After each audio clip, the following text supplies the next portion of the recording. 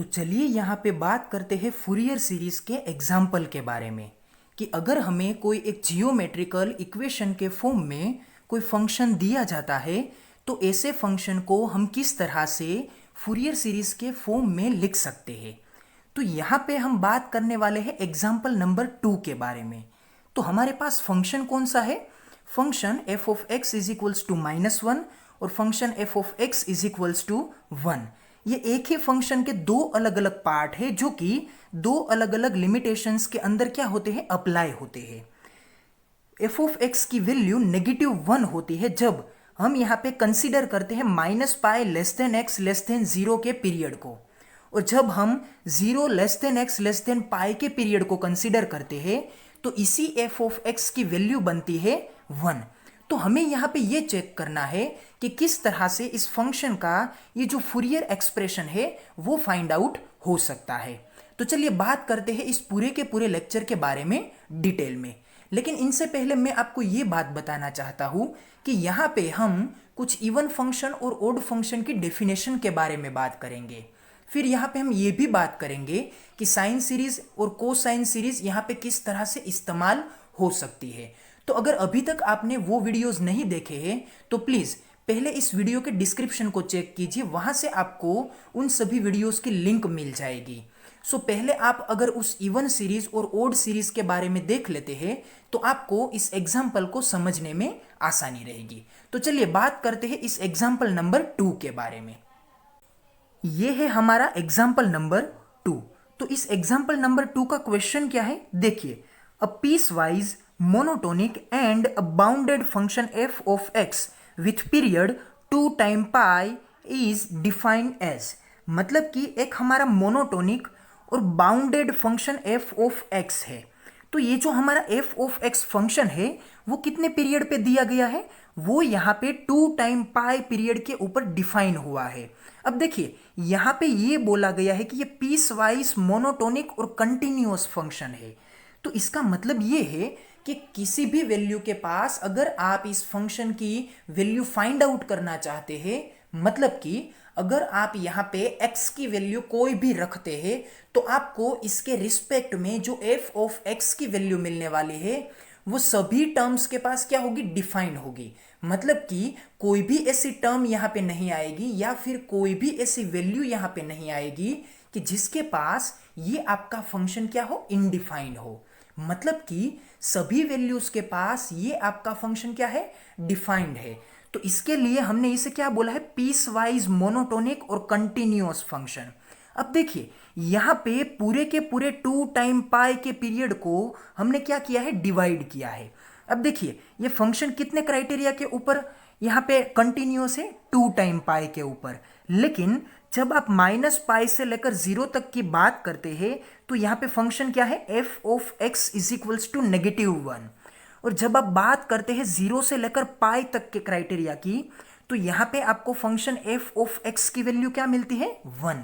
तो देखिए अगर मैं इस पूरे के पूरे फंक्शन की कंडीशन के ऊपर इसका ग्राफ ड्रॉ करने की कोशिश करता हूं तो क्या होगा, देखिए यहाँ पे पहले इस कंडीशन को यहाँ पे फॉलो करते हैं। तो क्या है, 0 से लेकर π तक का पोर्शन, मतलब कि यहाँ पे ओरिजिन 0 से लेकर यहाँ पे π तक, तो ये जो इतना पोर्शन है इस पोर्शन के ऊपर फंक्शन f ऑफ x की वैल्यू किसी भी x के लिए क्या है, फिक्स है, और वो क्या है, 1। तो कंसिडर कीजिए कि ये जो हाइट है वो क्या है, 1 यूनिट है। तो इसके कारण x की सभी वैल्यूज के लिए, मतलब कि ये x की सभी वैल्यूज के लिए आपका ये जो y है वो यहाँ पे क्या रहेगा, फिक्स रहेगा, और वो कितना रहेगा, 1। तो यहाँ पे आपको 0 से लेकर π तक के क्राइटेरिया में जो ये फंक्शन का ग्राफ मिलता है वो कुछ इस तरह से x के कंसिडरेशन में हॉरिजॉन्टल लाइन मिलती है जो कि 1 यूनिट की हाइट तक यहाँ पे क्या होगी, लोकेट होगी।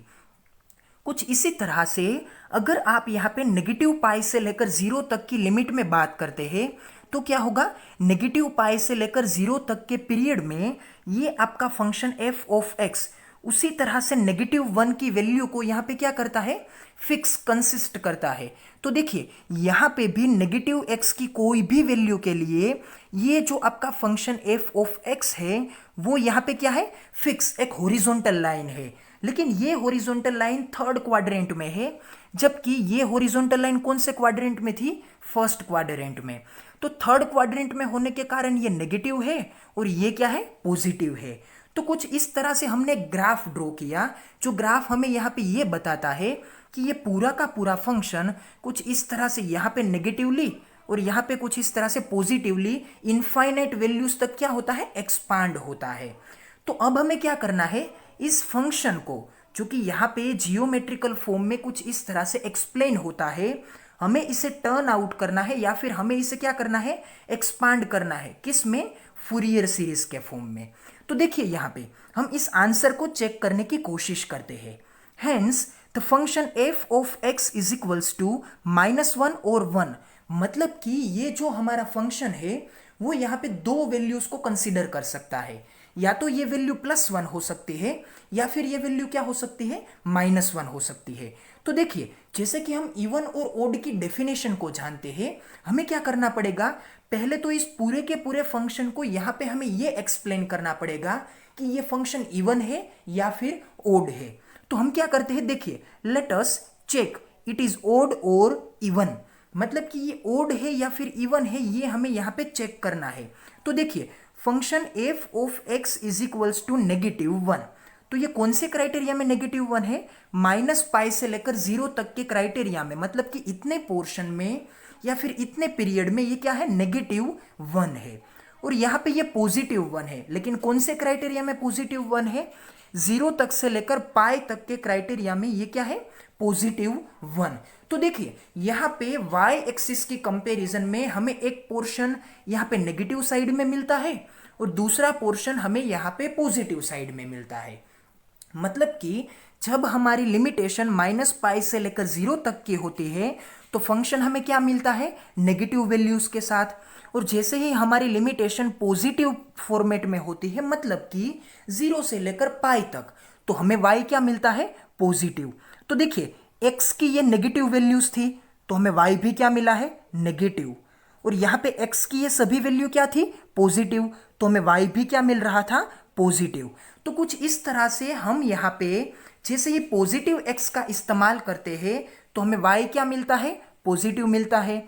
जैसे हम नेगेटिव x का इस्तेमाल करते हैं तो y क्या मिलता है, नेगेटिव मिलता है।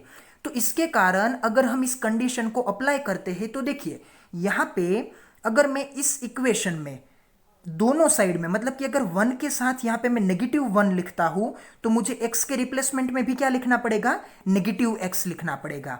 तो देखिए इस फंक्शन में मतलब कि f(x) इज इक्वल्स टू 1, तो यहाँ पे हमने क्या किया, x को भी नेगेटिव लिखा और 1 को भी क्या किया, नेगेटिव।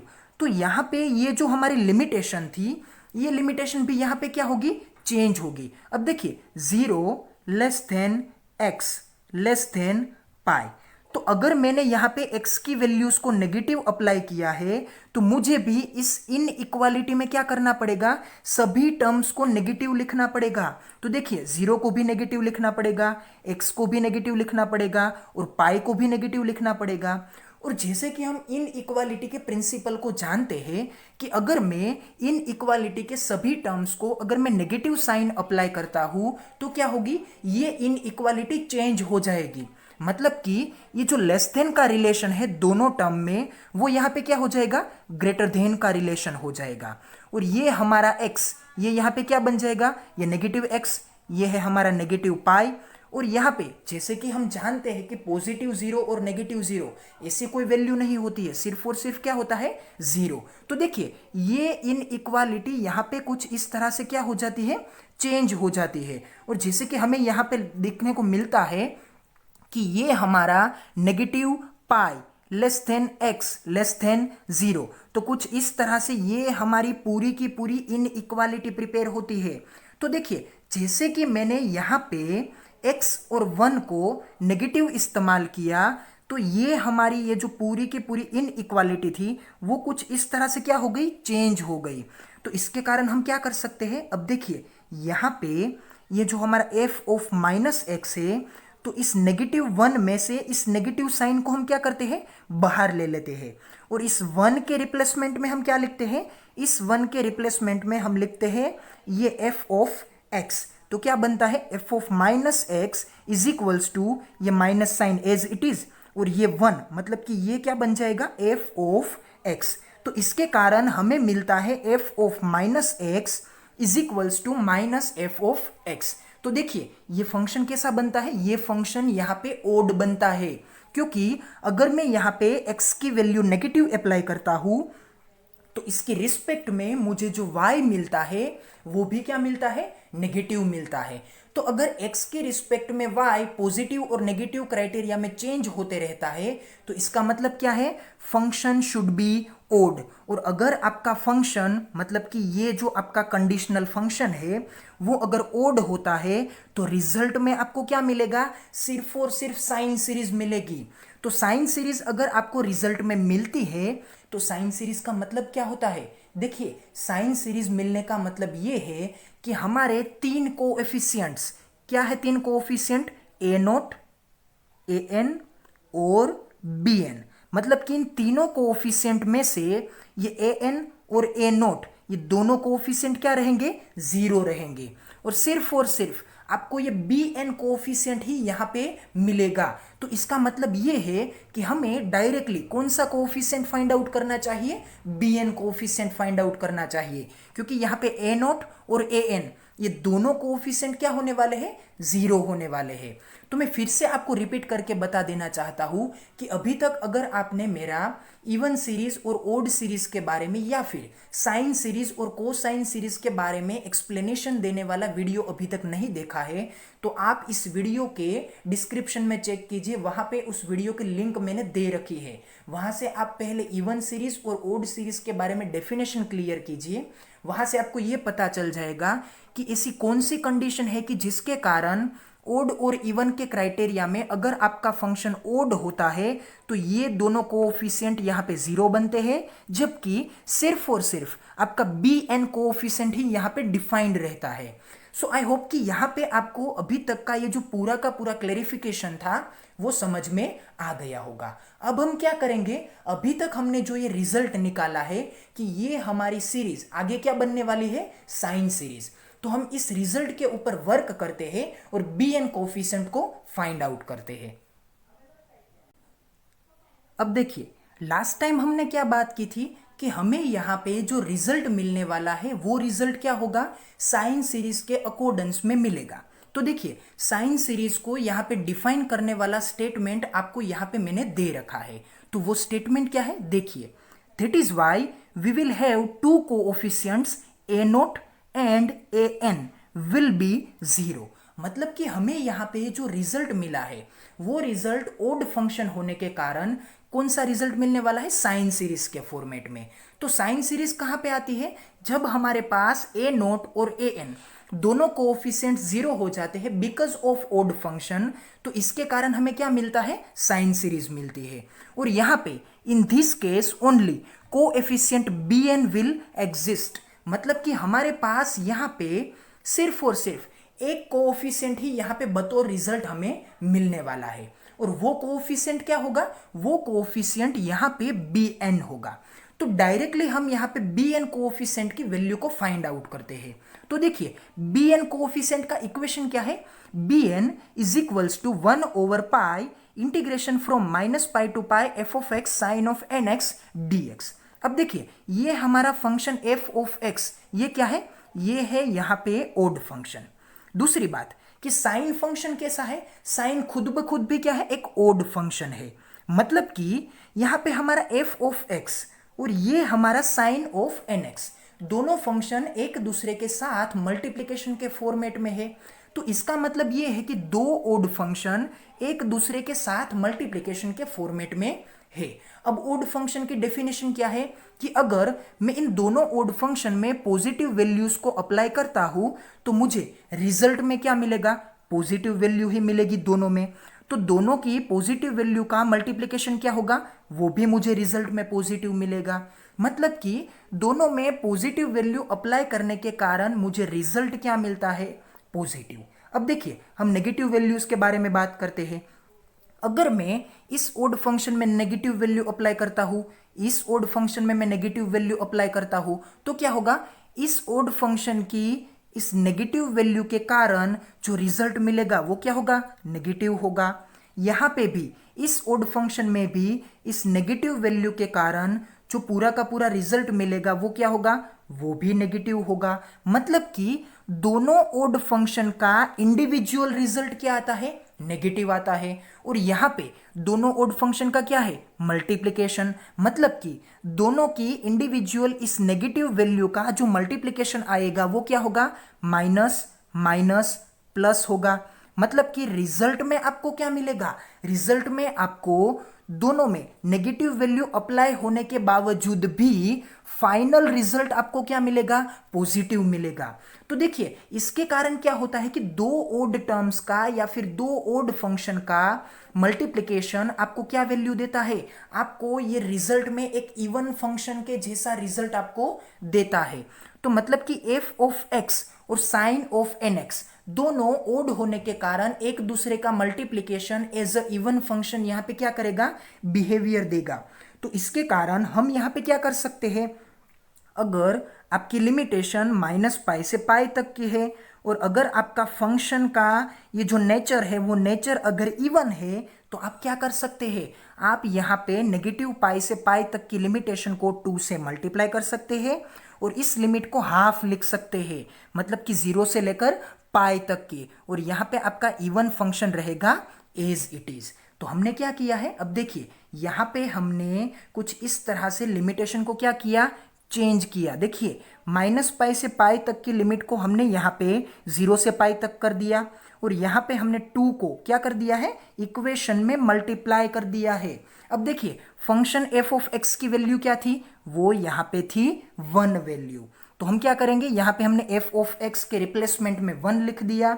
अब देखिए 1 तो यहाँ पे जाहिर है कि कांस्टेंट है, तो हमें इसे कंसीडर नहीं करना है। हम डायरेक्टली क्या करेंगे, sine of n x d x इसका इंटीग्रेशन करेंगे और लिमिट अप्लाई करेंगे 0 से लेकर पाई तक की। तो देखिए यहाँ पे क्या है, b n is equals to 2 over pi integration from 0 to pi sine of n x d x. अब देखिए यहाँ पे क्या हो जाता है, 2 over pi as it is. Sine of n x d x का इंटीग्रेशन बनता है cos of n x d x, लेकिन आगे क्या आएगा, माइनस, क्योंकि ये स्टैंडर्ड इंटीग्रेशन का रूल्स है।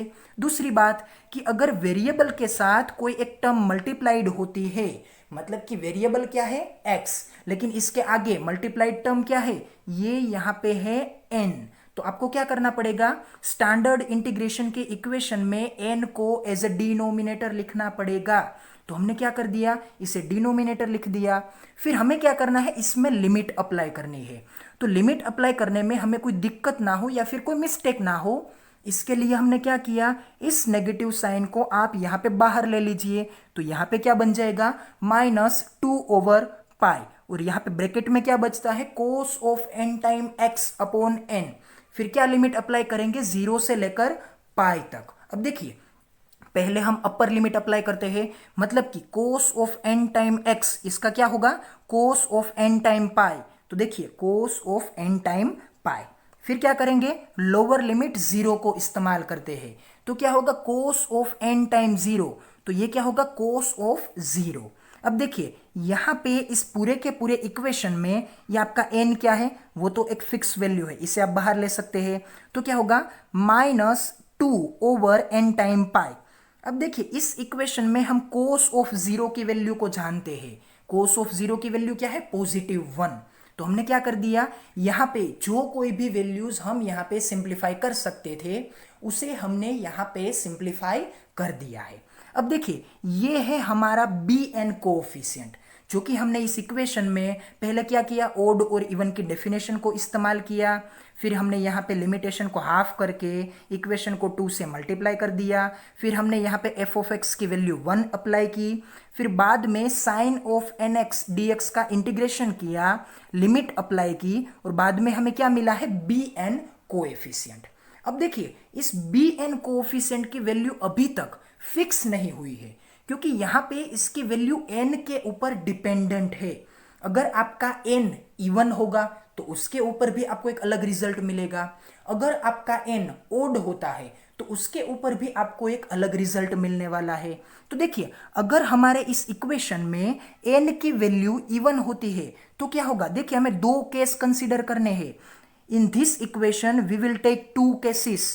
Case number 1, if n is even value, अगर इस इक्वेशन में n आपका इवन होता है तो क्या होगा, n अगर इवन होता है तो देखिए यहाँ पे इस यूनिट सर्कल में अगर आपका n यहाँ पे इवन है तो कोस ऑफ n टाइम पाई की सभी वैल्यू यहाँ पे y एक्सिस के कंपैरिजन में आपको कहाँ पे मिलेगी, राइट हैंड साइड में मिलेगी। मतलब कि यहाँ पे क्या होगा, 0 होगा, 2 टाइम पाई होगा या फिर 4 टाइम पाई होगा। तो यहाँ पे सभी इवन वैल्यूज के केस में कोस ऑफ n टाइम पाई की वैल्यू क्या बनती है, +1 बनती है। और यहाँ पे इस y एक्सिस के लेफ्ट हैंड साइड में मतलब कि यहाँ पे कौन सी वैल्यू आएगी, यहाँ पे पाई के साथ में ओड वैल्यू का मल्टीप्लिकेशन आएगा। मतलब कि यहाँ पे होगा पाई या फिर यू कंसीडर कीजिए 3 पाई या फिर यू कंसीडर कीजिए 5 टाइम पाई। तो ये सभी पाई की कैसी वैल्यूज है, ओड वैल्यूज है। तो यहाँ पे आपको कोस के साथ कौन सी वैल्यू मिलेगी, -1। मतलब कि अगर आपके साथ कोस ऑफ n टाइम पाई की वैल्यू में अगर n आपका ओड होता है तो आपको क्या वैल्यू मिलेगी, कोस ऑफ n टाइम पाई की वैल्यू -1 मिलेगी। और इवन कंडीशन में ये क्या होगी, +1 होगी।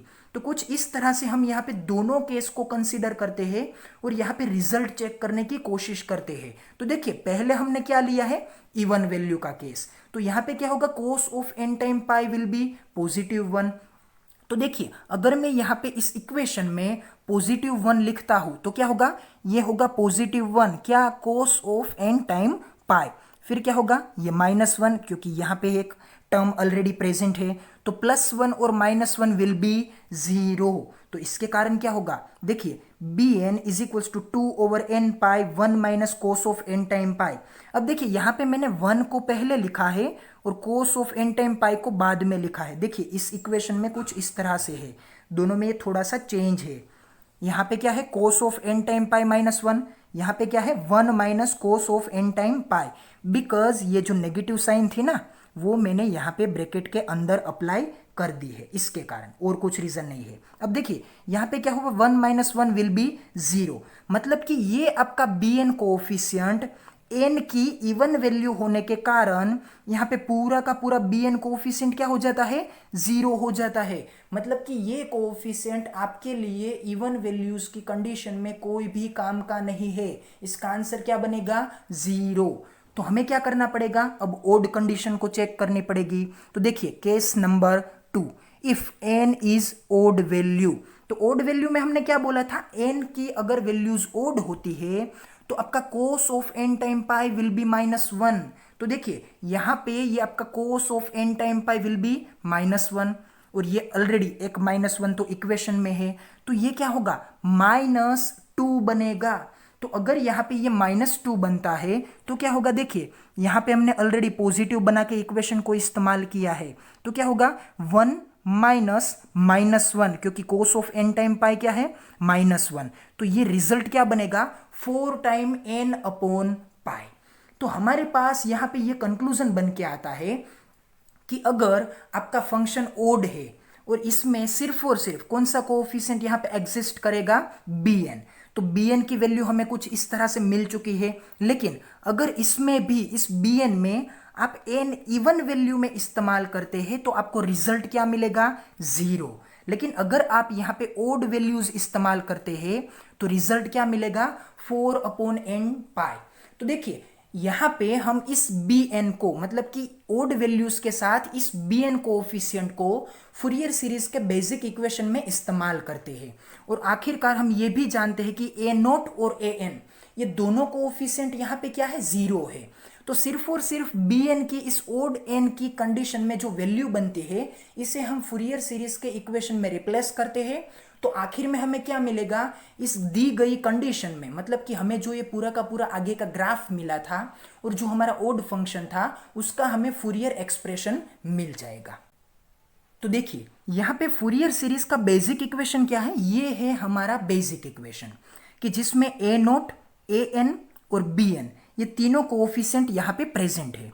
लेकिन जैसे कि हम जानते हैं कि फंक्शन ओड होने के कारण ये आपका ए नोट ये क्या है 0, ए एन ये कोएफिशिएंट भी क्या है 0, सिर्फ और सिर्फ बी एन यहाँ पे प्रेजेंट है, लेकिन बी एन की वैल्यू क्या है 4/n टाइम पाई, और यहाँ पे क्या है sine of n time x।